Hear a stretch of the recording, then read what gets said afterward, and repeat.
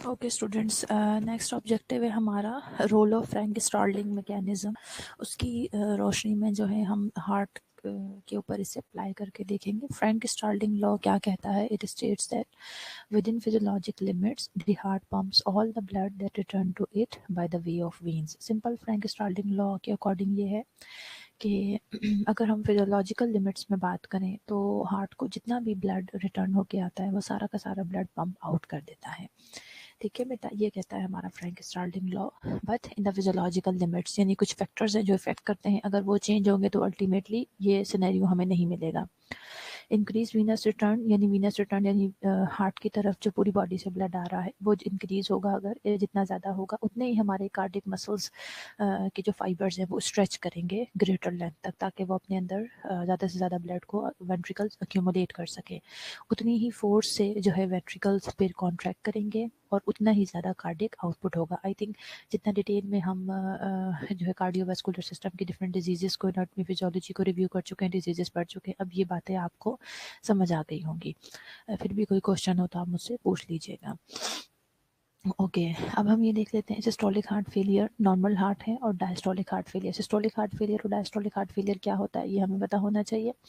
Systolic heart failure यानी pumping problem है, ठीक है। The inability of the heart to contract enough to provide blood flow forward causes problems with contraction and injection of blood. Systolic heart failure उस situation को कहते हैं जब आपका हार्ट अनेबल है कि वो इनफ ब्लड जो है, ventricles are unable to contract, इतना अच्छा उनका कॉन्ट्रैक्ट पावर नहीं है, कॉन्ट्रैक्शन की पावर नहीं है। They are unable to pump the enough blood, blood को प्रॉपरली इजेक्ट नहीं कर पा रहे हैं कि वो आपकी बॉडी की रिक्वायरमेंट्स को या नीड्स को फुलफिल कर सके। जब इजेक्शन में प्रॉब्लम है, that is systolic heart failure.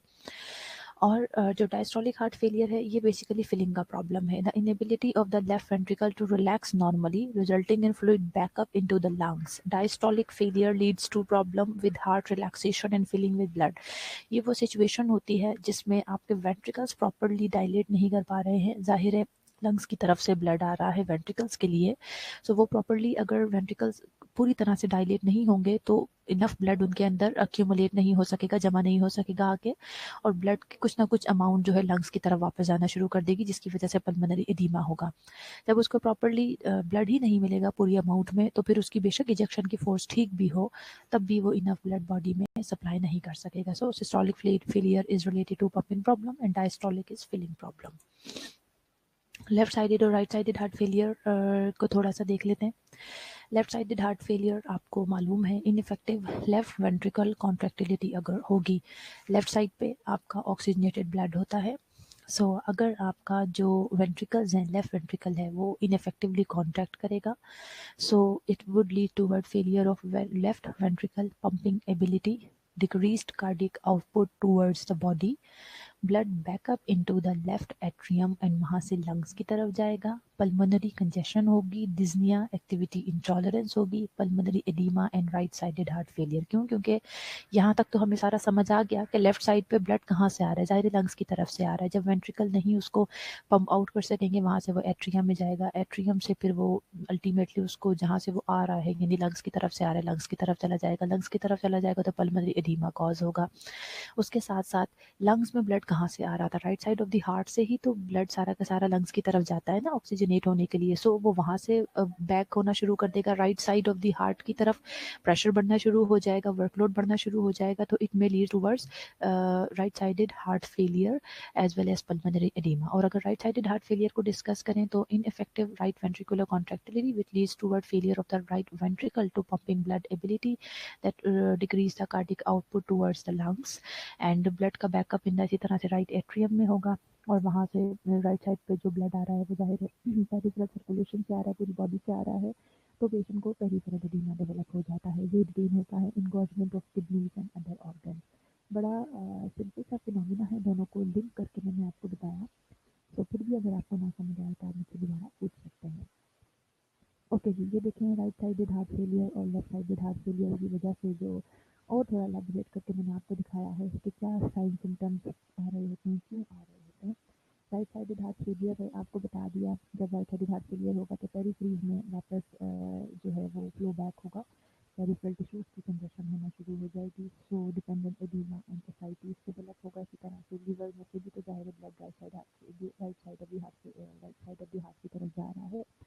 तो वापस जब वो लिवर की तरफ आना शुरू करेगा तो लिवर कंजेशन होगी, तो साइंस आना शुरू होंगे पेशेंट को इम्पेयर्ड लिवर फंक्शन के। इसी तरह से जीआई ट्रैक्ट में कंजेशन होगी, जीआई ट्रैक्ट की तरफ जाएगा तो पेशेंट को एनोरेक्सिया होगा, जीआई डिस्ट्रेस होगा और वेट लॉस होगा।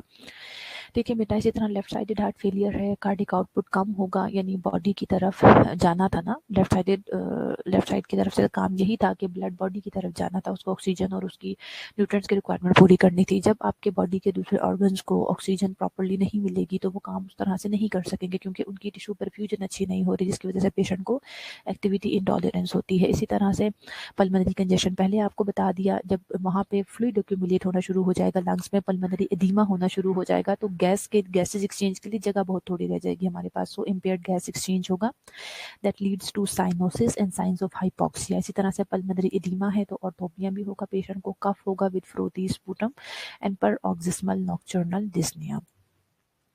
हार्ट फेलियर की जो कॉजेज हैं, सिस्टोलिक फेलियर मोस्ट कॉमन है, ठीक है। हॉलमार्क फाइंडिंग इसकी जो है decrease in left ventricular ejection fraction less than 40%। ये आपको पहले मैंने बता दिया था कि 55 से 75%, अगर उससे कम है तो it means there is a problem. So हम अगर इजेक्शन फ्रैक्शन देखते हैं तो ऐसे पेशेंट्स की 40% से लेस होती है, और सिस्टोलिक फेलियर मोस्ट कॉमन है, ठीक है बेटा।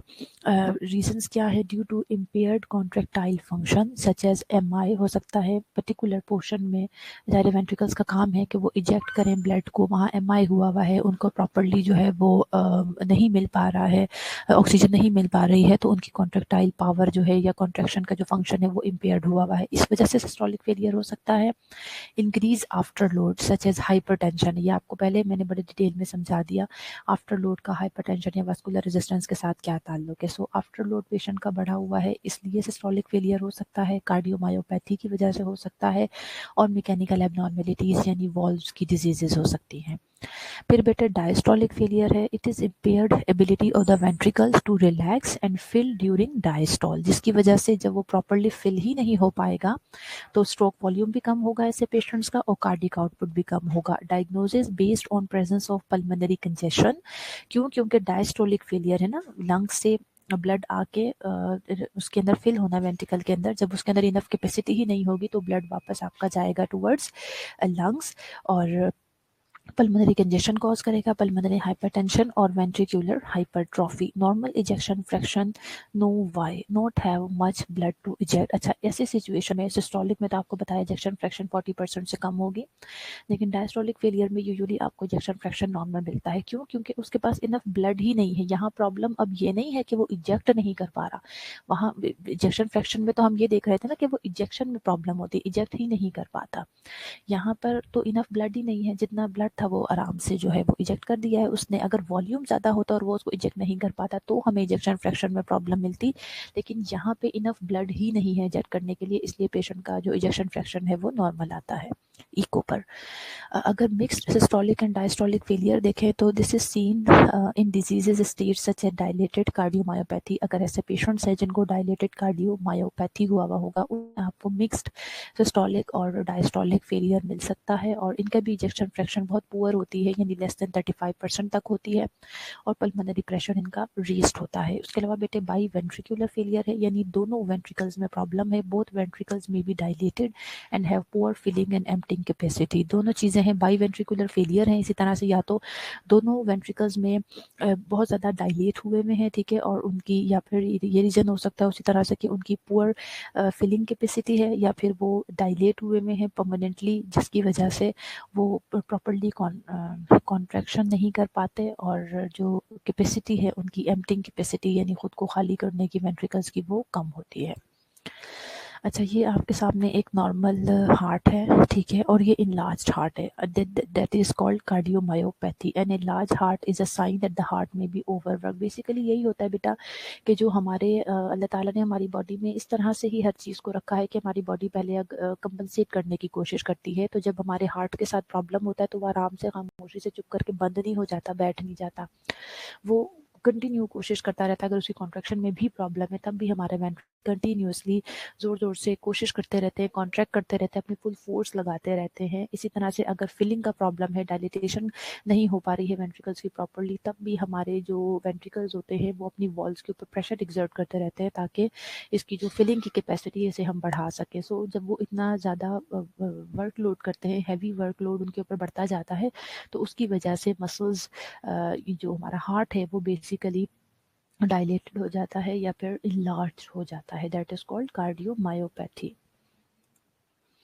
हार्ट फेलियर की पैथोफिजियोलॉजी, कार्डियक कंपनसेटरी मैकेनिज्म। सबसे पहले जो मैंने आपको पहले अभी डिस्कस कर लिया आपके साथ कि टैकीकार्डिया, जब हार्ट फेलियर हो रहा है तो इट मीन्स कि हमारा हार्ट प्रॉपरली काम नहीं कर पा रहा, ब्रेडीकार्डिया की तरफ जा रहा है पेशेंट। तो क्या होता है, सबसे पहले बॉडी कंपनसेट करने की कोशिश करती है, टैकीकार्डिक होता है हमारा हार्ट, यानी वो तेज़ तेज़ जल्दी जल्दी से, या बेशक मल्टीपल रीज़न हो सकते हैं हार्ट फेलियर के, ज़रूरी नहीं है कि आप, अभी मैंने आपको बताया सिस्टोलिक डायस्टोलिक, वॉल्यूम का भी रीज़न हो सकता है उसका उसके पास वीनस रिटर्न इतना अच्छा नहीं आ रहा, ठीक है।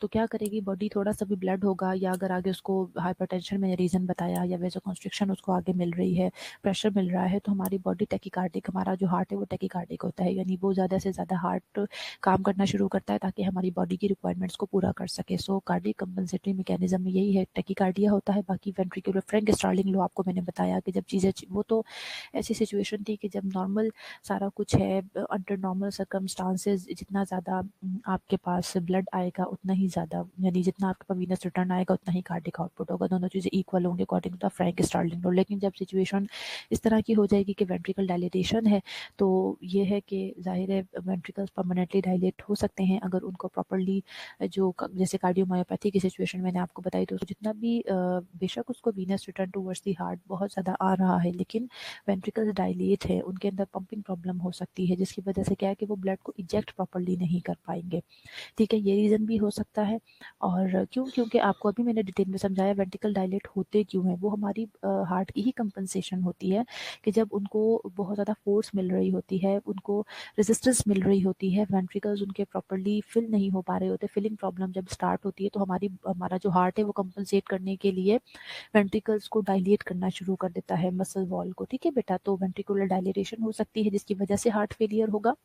और तीसरा मायोकार्डियल हाइपरट्रॉफी, जो मायोकार्डियम मसल्स हैं, अभी मैंने आपको बताया, उनको वो भी मसल्स जो है थिकन होना शुरू हो जाते हैं, हमारे मायोकार्डियम जो सेल्स हैं वो, उनकी हाइपरट्रॉफी होना शुरू हो जाती है कंपनसेट करने के लिए कि हम ज़्यादा फोर्सफुली जो है वो इजेक्ट करें ब्लड को। जब वो मायोकार्डियम जो है उनकी हाइपरट्रॉफी हो जाती है, तो हमारे पास जो चैम्बर होता है जिसके अंदर आके वीनस रिटर्न में जमा होना है, वो अल्टीमेटली कम होना शुरू हो जाता है। तो बेसिकली होता तो यही है कि जब सारा सिनेरियो स्टार्ट होता है, सारा मैकेनिज्म स्टार्ट होता है, उस टाइम हमारी बॉडी कंपनसेट, जो हमारा हार्ट है वो कंपनसेशन के तौर पर टैकीकार्डिक हो जाता है, वेंट्रिकुलर डायलिटेशन कर सकता है, मायोकार्डियल हाइपरट्रॉफी कर सकता है। लेकिन यही चीज़ें एक हद तक बॉडी को कंपनसेट करती हैं, उसके बाद यही चीज़ें हमारी बॉडी में जो है हार्ट फेलियर का जो है वो रीज़न बन सकती हैं।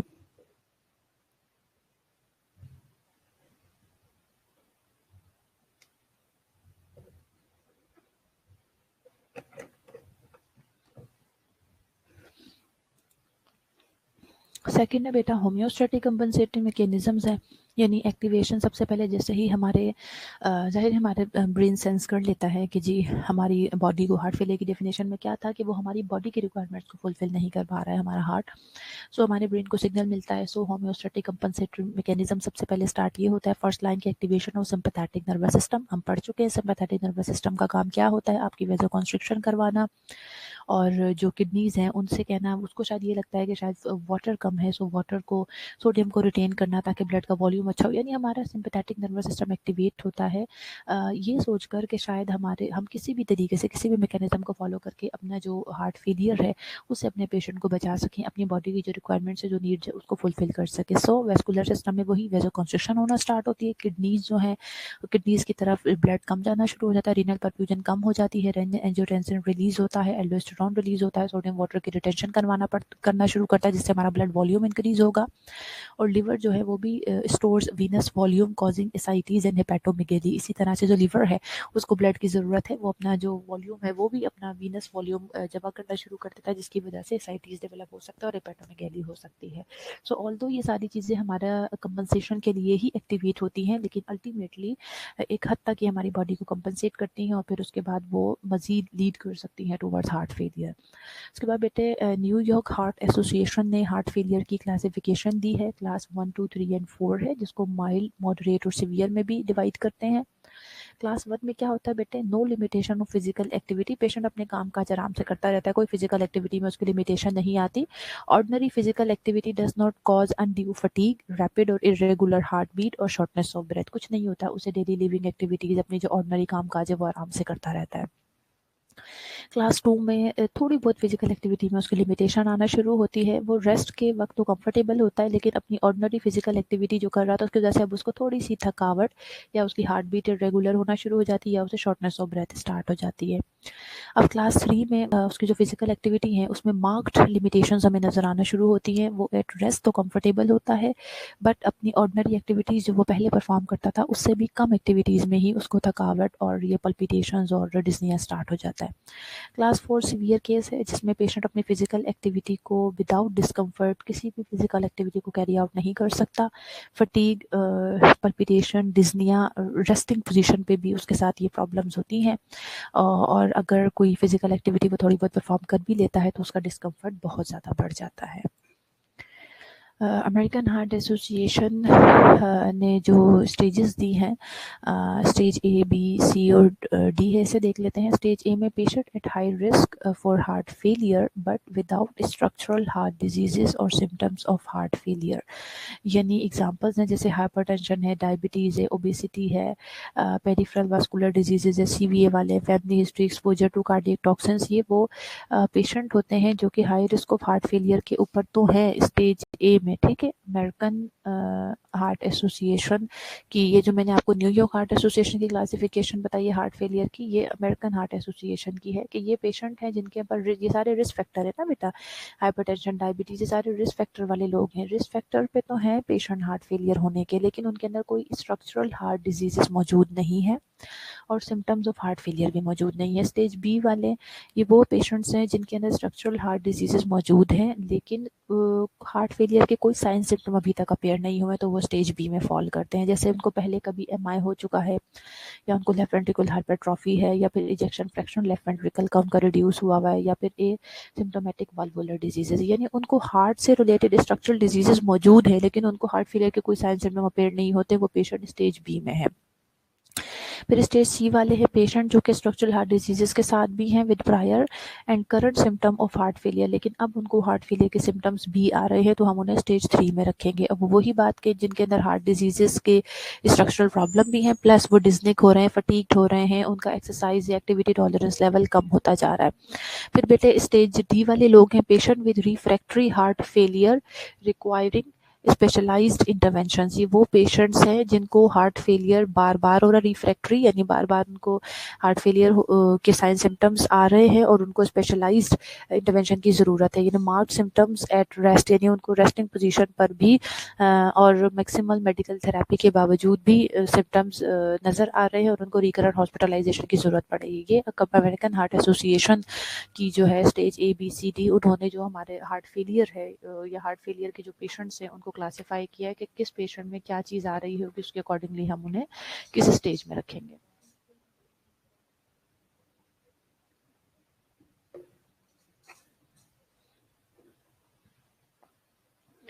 रिस्क फैक्टर बेटे, प्राइमरी रिस्क फैक्टर तो वही है, कोरोनरी आर्टरी डिजीजेस ऑलरेडी अगर है तो ज़ाहिर है उनमें हार्ट फेलियर के चांसेस ज़्यादा है, और advancing as. Contributing risk factor जो उसके साथ मजीद कंट्रीब्यूट करते हैं पेशेंट्स को हार्ट फेलियर की तरफ ले जाने के लिए बेटे, वो हाइपरटेंशन है, diabetes, tobacco use, obesity, high cholesterol level African American people जो उनमें ज़्यादा है, वल्वुलर हार्ट डिजीज़ के पेशेंट्स में, और हाइपर वोलीमिया।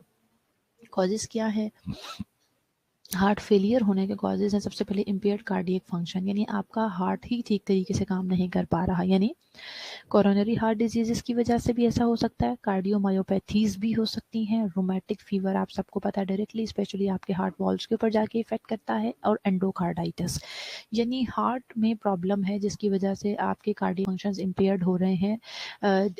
दीज ऑल कंडीशंस में लीड टू हार्ट फेलियर। इसके अलावा बेटे आपके दिल का जो है वर्कलोड बढ़ गया है, आपकी हार्ट का वर्कलोड बढ़ गया है, जैसे हाइपरटेंशन में आपको पता है आगे रेजिस्टेंस मिल रही होती है इसलिए हार्ट को ज़्यादा काम करना पड़ता है, वल्वुलर डिसऑर्डर्स में, एनीमियाज में और कंजेनिटल हार्ट डिफेक्ट्स में। इसके अलावा एक्यूट नॉन कार्डिक कंडीशंस भी हैं जो कि हार्ट फेलियर कॉज कर सकती हैं, that are volume overload, hyperthyroid fever and infection.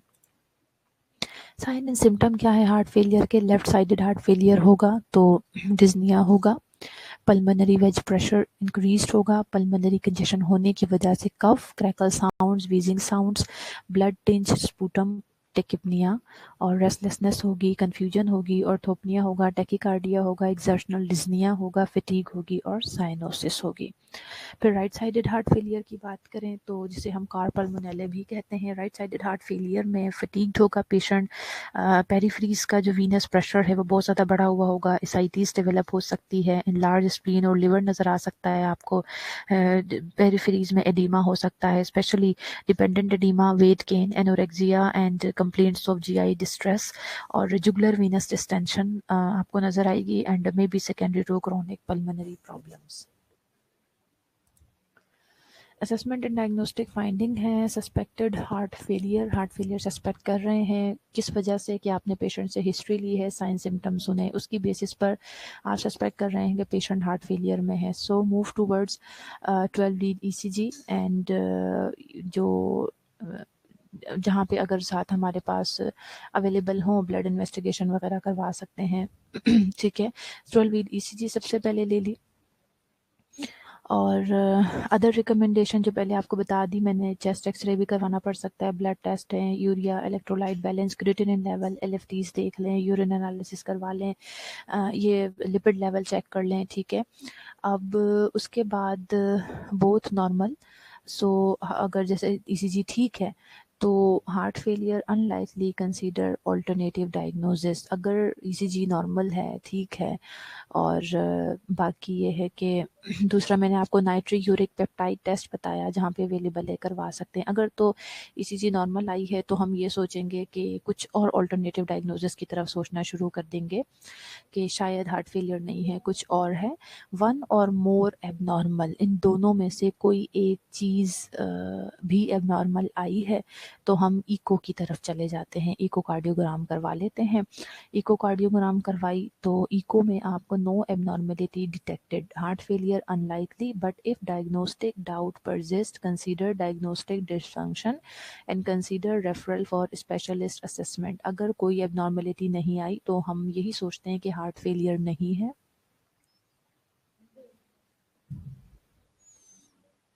But there is a diagnostic doubt, यानी कोई डाउट है। अगर आपके बहुत कोई आपकी मशीनरी में आपको 100% श्योर हैं, आप अपने जिस शख्स ने उस पेशेंट से हिस्ट्री, साइन, सिम्टम लिए हैं, ईसीजी को इंटरप्रेट किया, उन सारी चीज़ों में आप बिल्कुल श्योर हैं तो ठीक है, आपके पेशेंट को हार्ट फेलियर नहीं है। लेकिन अगर डायग्नोस्टिक डाउट परसिस्ट कर रहा है तो फिर हम स्पेशलिस्ट असेसमेंट की तरफ उसको रेफरल कर देते हैं। और अगर एबनॉर्मेलिटी हमें एको में नज़र आ गई है तो फिर हम उसकी सिवियरिटी को चेक करेंगे, हार्ट फेलियर की कॉज को चेक करेंगे, प्रेसिपिटेटिंग फैक्टर या उसको एग्जैसरबेट करने वाले यानी ज़्यादा बढ़ाने वाले उन फैक्टर्स को चेक करेंगे, and type of cardiac dysfunction के कार्डियक फिर प्रॉब्लम है किस किस्म की, यानी अब आपको मैंने बताया सिस्टोलिक फेलियर है, डायस्टोलिक है, फिर मैंने बाई वेंट्रिकुलर फेलियर, डिफरेंट किस्म के प्रॉब्लम्स आपको बताया, उन चीज़ों को हम आइडेंटिफाई करने की कोशिश करेंगे और कॉजेज़ को आइडेंटिफाई करने की कोशिश करेंगे ताकि हम प्रॉपरली फिर उसे आगे फर्दर रेफर कर सकें कि क्या प्रॉब्लम है और क्या कॉज बन रहा है, किस किस्म का हार्ट फेलियर है, उसके अकॉर्डिंगली हम उसे ट्रीट कर सकें। Medical management, a critical step in the management of heart failure, is early identification and documentation of the type of heart failure.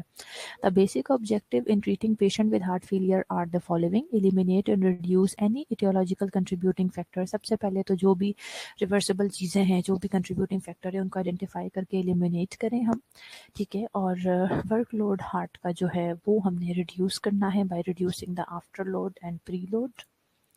Managing the patient with heart failure include providing general counseling and education about sodium restriction। क्यों? क्योंकि ज़्यादा sodium लेंगे तो साथ water भी आएगा, water retain होगा तो अल्टीमेटली फर्दर आपके हार्ट को ज़्यादा काम करना पड़ेगा। Monitor daily weight and other sign of fluid retention, encouraging regular exercises and recommending avoidance of excessive fluid intake, alcohol and smoking. Medication are prescribed based on the patient's type and severity of the heart failure. Oxygen therapy is based on the degree of pulmonary congestion and resulting hypoxia. Pharmacological therapy में angiotensin converting enzyme inhibitors दिए जाते हैं, angiotensin 2 receptor blockers दिए जाते हैं। बेटे इनका वही काम है जो हम बड़ी डिटेल में आपको बार बार बता चुके हैं। बाकी vasodilation, reduce cardiac pre load and after load and thereby improve systolic function and increase cardiac output, facilitate salt and water excretion by complex effect on the kidneys. AC inhibitor and ARBs reduces the left ventricular, जो आपका left ventricular heart है उसके workload, जो आपका left ventricle है उसके workload को कम करता है। मायोकार्डियल फाइब्रोसिस एंड स्टिफनेस को कम करते हैं ये सारी मेडिकेशंस। क्लाबेटे हाइड्रोलाजीन एंड आइसोसॉर्बिट डाइनाइट्रेट दिया जाता है। आइसोसॉर्बिट डाइनाइट्रेट का काम ये है कि वो नाइट्रस ऑक्साइड रिलीज करता है जो कि आर्टरीज और वेन्स को डायलेट करता है। हाइड्रोलाजीन जो है ये भी इंक्रीज करता है ये जो आपने पेशेंट को नाइट्रेट्स दिए होते हैं इसके लिए पेशेंट की जो टॉलरेंस है उसको मिटिगेट करता है, मतलब बढ़ाता है और आर्टरीज को डायलेट करता है। बीटा ब्लॉकर्स दिए जाते हैं। बेटे इनका काम क्या है? ब्लॉक करते हैं कार्डियक कॉन्ट्रैक्टिलिटी को, जो इनका मैकेनिज्म है बेसिकली, और डिक्रीज बीटा 1 हार्ट रेट को थोड़ा सा डिक्रीज करेंगे कि बहुत ज़्यादा जो वर्कलोड बढ़ा हुआ है वो थोड़ा सा स्लो डाउन हो जाए, और सिक्रीशन ऑफ रेनिन को भी ये ब्लॉक करते हैं। मीटोप्रोलोल एंड प्रोपेरानोलोल ये सारी इसकी एग्जांपल्स हैं जो बीटा ब्लॉकर्स बेसिकली हमने देनी होती हैं। अच्छा, यहाँ जो वर्ड मैंने लिखा है कार्डियक कॉन्ट्रैक्टिलिटी को ब्लॉक करना, तो इसका हरगिज़ ये मतलब नहीं है कि हार्ट को वो ब्लॉक कर देते हैं, यानी बेसिकली ये थोड़ा सा स्लो डाउन करते हैं कार्डियक की कॉन्ट्रैक्टिलिटी को। डाइजॉक्सिन दी जाती है, ये इंक्रीज करते हैं force of contraction of the muscles of the heart by inhibiting the activity of an enzyme ATPase that control movement of calcium, sodium and potassium in heart muscle cells. And calcium channel blockers may be used to treat heart failure caused by high blood pressure when other medications to lower the blood pressure do not work. Nurse की क्या responsibilities है? Nurse is responsible for administering the medications and for assessing their beneficial and detrimental effects of the patient to the patient. Nursing action to evaluate the therapeutic effectiveness include the following: keeping and intake and output record to identify a negative balance, यानी ऐसा तो नहीं हो रहा patient का output बहुत ज़्यादा आ रहा है as compare to the input. So intake output पर तो बहुत ही ज़्यादा कड़ी नज़र रखने की ज़रूरत होती है हमें। पेशेंट का वेट करना है daily at the same time and on the same scale, usually in the morning after urination. Monitoring for a 2 to 3 pound gain in a day और 5 pound gain in a week. इन चीज़ों को closely monitor करना है आपने। Auscultate करनी है lung sound at least daily to detect an increase और decrease in the pulmonary crackles. Determine करेंगे जुगुलर वीनस डिस्टेंशन की डिग्री को, कितनी वेन डायलेट कर गई है। Identify and evaluate the severity of the dependent edema, monitoring pulse rate and blood pressure, as well as monitoring for postural hypotension and making sure that the patient does not become hypotensive from dehydration.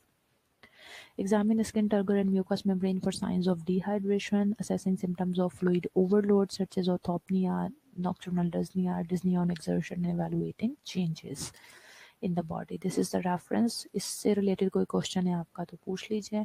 Meanwhile मैं next lecture upload करती हूँ।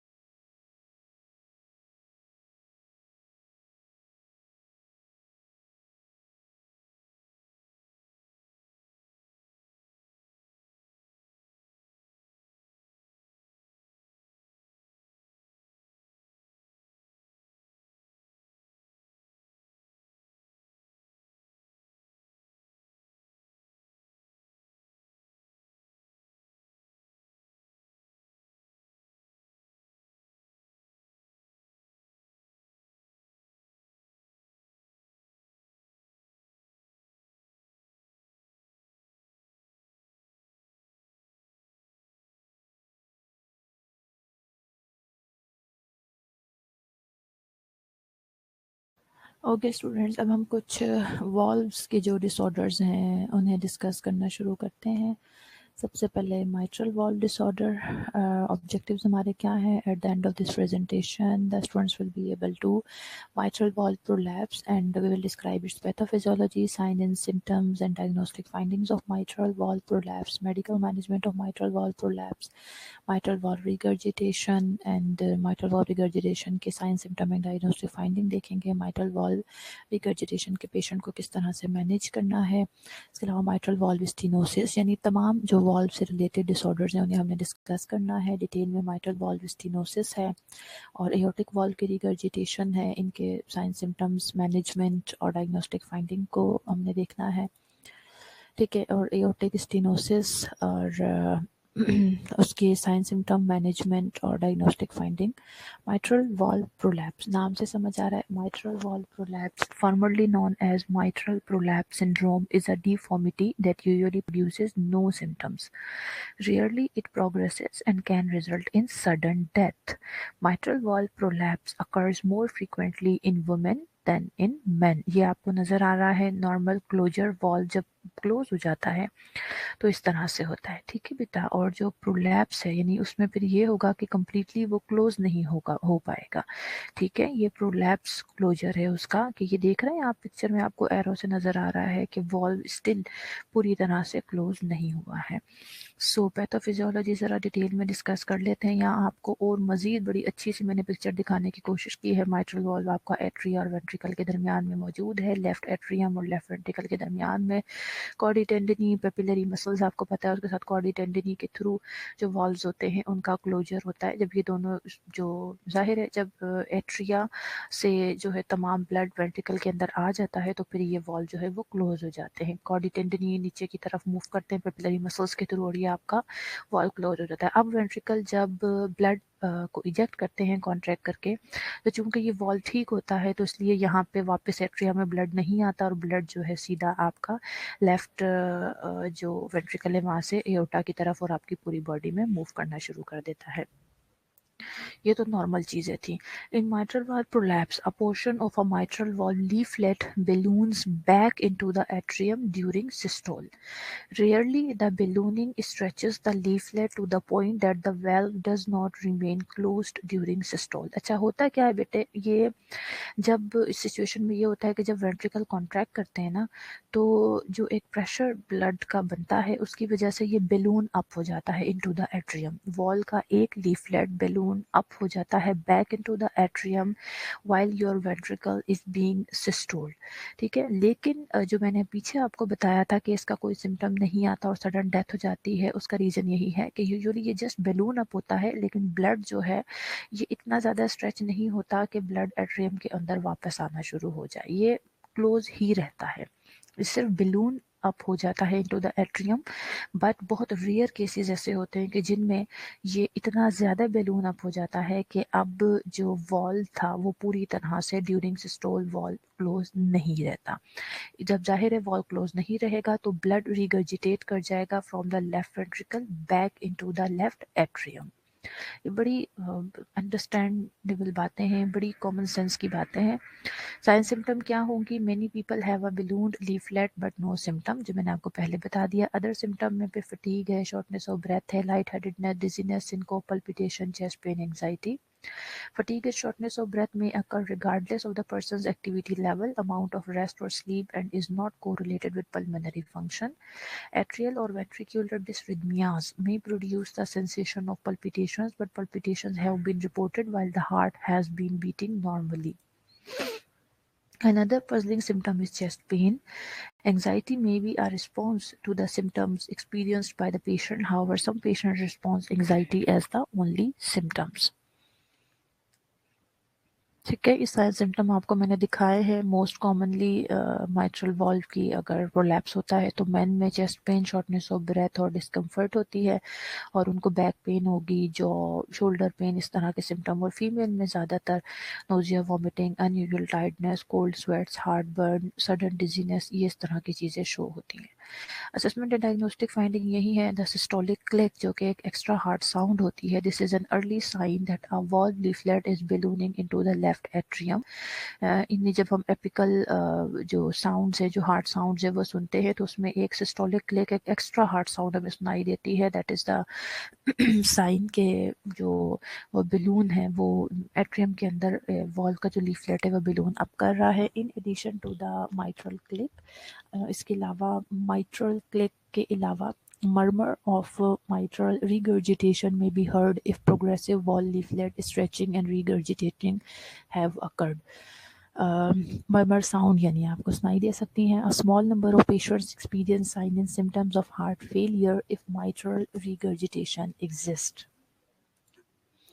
Medical management क्या है? Medical management is directed at controlling the symptoms. If dysrhythmia are documented and cause symptoms, the patient is advised to eliminate caffeine and alcohol from the diet and stop smoking.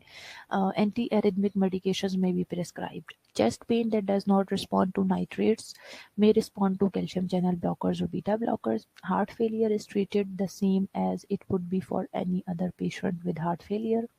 In advanced stages of the disease, mitral valve repair or replacement may be necessary.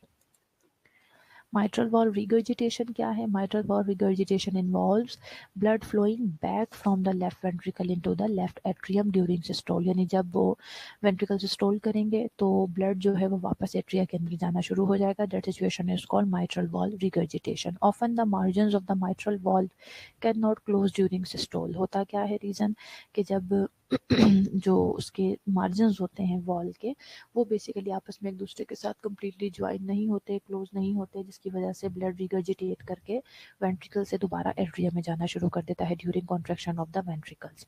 Causes इसके बेटे, mitral regurgitation may be caused by problems with one or more of the leaflets, the कॉडी tendineae, the annulus or the papillary muscle. इन सब में से किसी भी चीज़ में प्रॉब्लम हो सकती है और पेशेंट को माइट्रल वॉल्व रिगर्जिटेशन हो सकता है. अब माइट्रल वॉल्व लीफलेट में शॉर्टन और टीयर, और होता क्या है, जो माइट्रल वॉल्व की जो लीफलेट्स हैं वो मे बी के एक लीफलेट कोई शॉर्टन हो गया हो या उसमें टीयर आ गया हो. कॉडी टेंडनी में इलोंगेट, शॉर्टन और tear. The annulus may be stretched by the heart enlargement or deformed by the calcification. The papillary muscles may rupture, stretch, or be pulled out of position by changes in the ventricular wall, such as a scar from a myocardial infarction or ventricular dilatation. The papillary muscle may be unable to contract because of ischemia. Regardless of the cause, blood regurgitates back into the atrium during systole.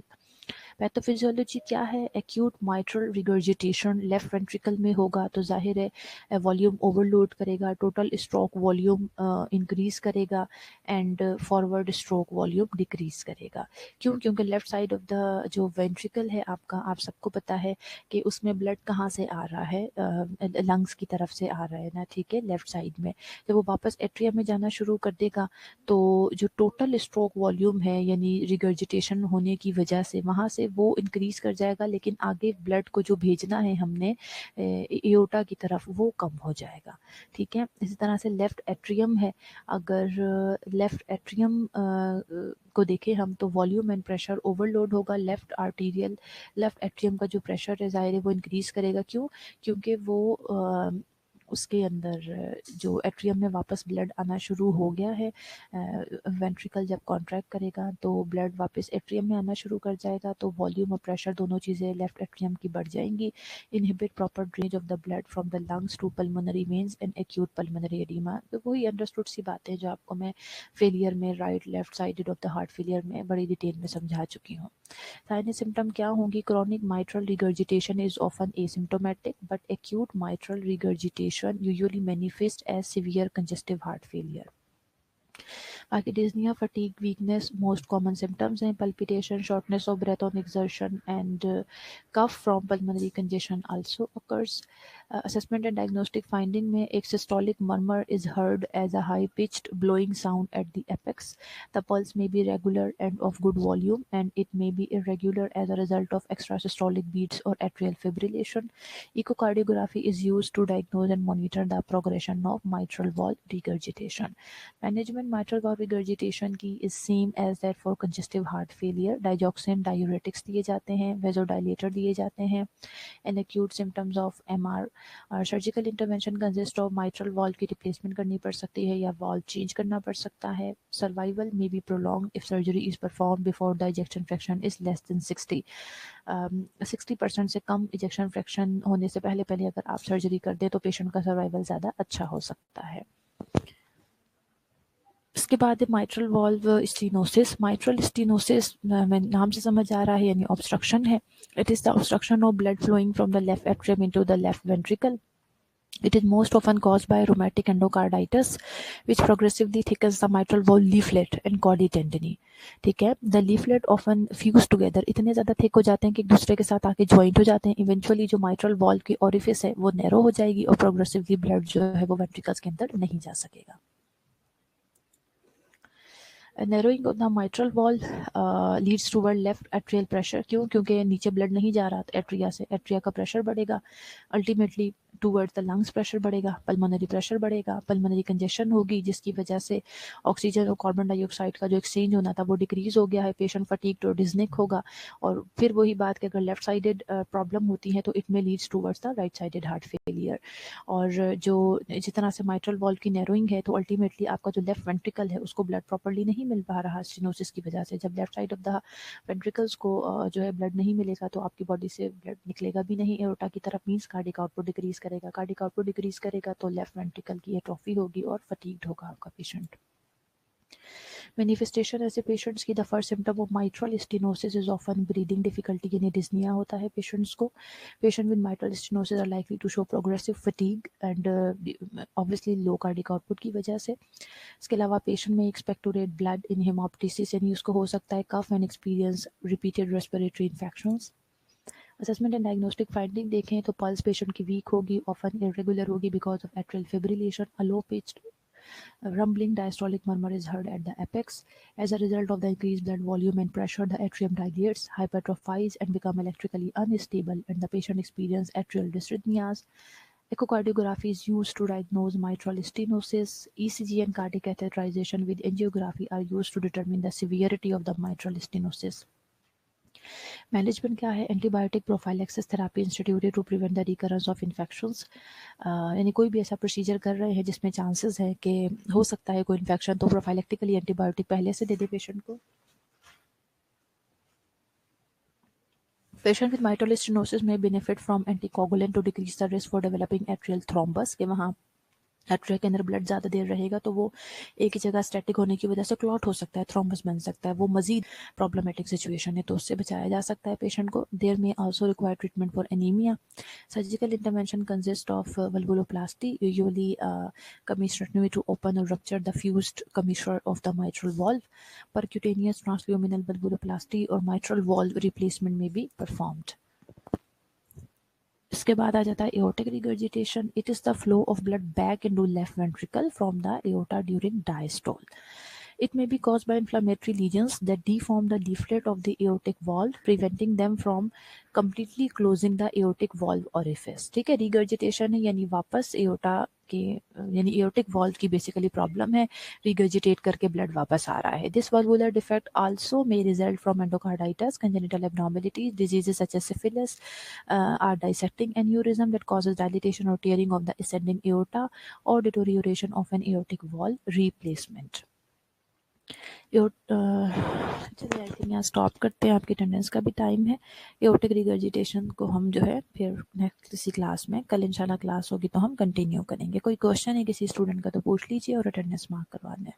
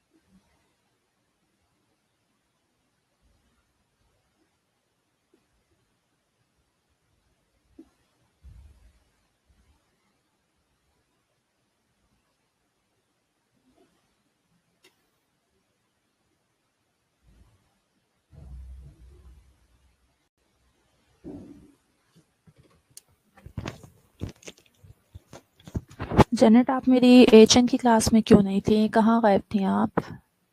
Ji Janet.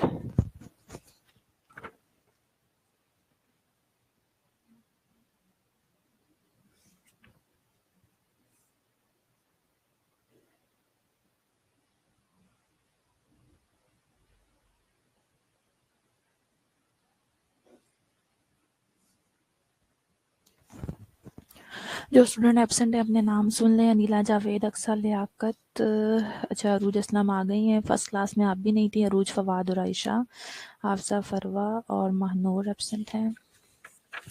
Hadika, Hadika, Hadika आपकी attendance हो चुकी है। और कौन absent है जी? तलहा, तलहा नहीं है मेरी दूसरी क्लास में। ओके तलहा, आप हैं, प्रेजेंट है। ओके। अच्छा यासिर एब्सेंट है। और कौन एब्सेंट है? निमरा, जावेद एब्सेंट हैं। रामीन, फातिमा, रिदा अहमद, रुकैया, नूर, सबा, परवेज, शबाना, असगर, शहबाज, ज़ेबू, निशा, जैनब शब्बीर, जैनब रिजवान, जुनैरा, नसीम, फिजा, मुनीर और अक्सा तमसील। जी मारिया और मिनीश, आपकी अटेंडेंस हो चुकी है। अरूज असलम आपकी भी हो गई है, लेकिन आप फर्स्ट क्लास में नहीं थी अरूज।